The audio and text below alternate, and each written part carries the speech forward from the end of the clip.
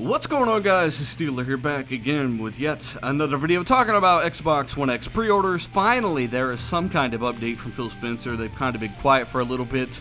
It's nothing groundbreaking, but hopefully I should stop getting questions on Twitter at dealer_gaming, of course, if you're going to follow me there. Yes, guys, pre-orders are coming. Phil Spencer is talking about it in an interview with DualShockers right now, and I think more interestingly, he is talking about showing people the difference between Xbox One and the Xbox One X that you may purchase this fall. He wants to show people the difference, and I want to get into that. But before I do, I want to say thanks for all the support on RDX Podcast, Real Deal Xbox Podcast.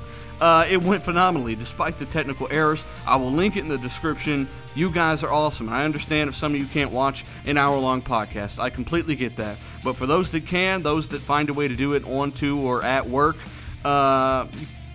thanks. I can't thank you enough. You guys are awesome. But I want to get into the news with Phil Spencer. Now, he's asked about Xbox One X pre-orders. What's going on with these things? Are they still coming? And he says the company is aware that it's time to get the pre-orders rolling, and there are no issues with that. They're simply working through the paperwork.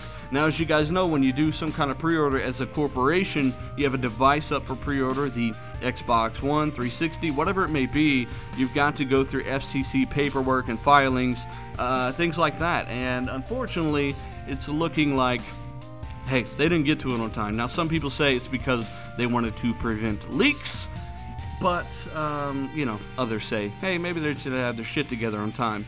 Either way, I would have liked to already had a pre-order in on this thing, but it's just not the case. So they are getting it out sooner than later, according to Phil Spencer. They're just working through the paperwork. So for everyone asking on Twitter, there's your answer. That's the update. I will update you the second they are actually up for pre-order. You guys are awesome. Thanks for all the good questions on Twitter. He also says they're aware that gamers will want to see the difference between games running on Xbox One and Xbox One X, so they're gonna make they're basically gonna find a way to show us this. They're gonna find a way to highlight this, and they want to help people make that decision. So that's awesome. That's the most important and interesting part of this whole interview, because this is what they should have had together at E3 2017 during the press conference. You guys could imagine how much more you would want this thing if you had seen existing games that you had been playing for 6 months to a year on the screen, live on the stage, and then bam, it pops up with what they look like now on Xbox One X. Imagine The Witcher 3 Wild Hunt, Xbox One. It swipes across the screen, Xbox One X, denser foliage, more particles, better draw distance, more effects, maybe some ambient occlusion. That kind of stuff would have really sold gamers, because they know, hey, my old games really do look better. Not only that, but they look better than anything on the console that I've ever played.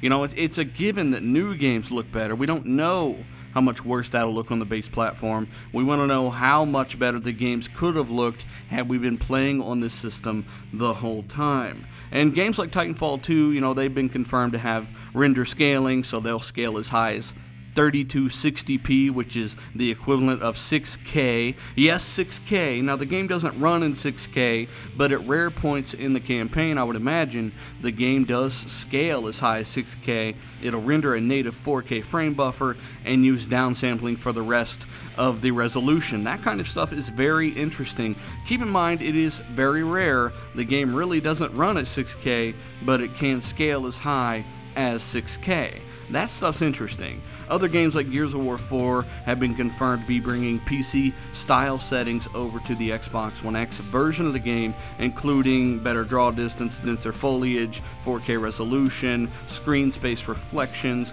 You'll probably get maybe a further particle spawn rate. You'll get all kinds of good PC features and, of course, enhanced God rays, etc. So that kind of stuff looks good as well, and I can't wait to see what these games look like. But in my opinion, this should have been at least a minute-long reel, flashing through old games. Bam, cuts to the new version of the game running on Xbox One X, and there you have it.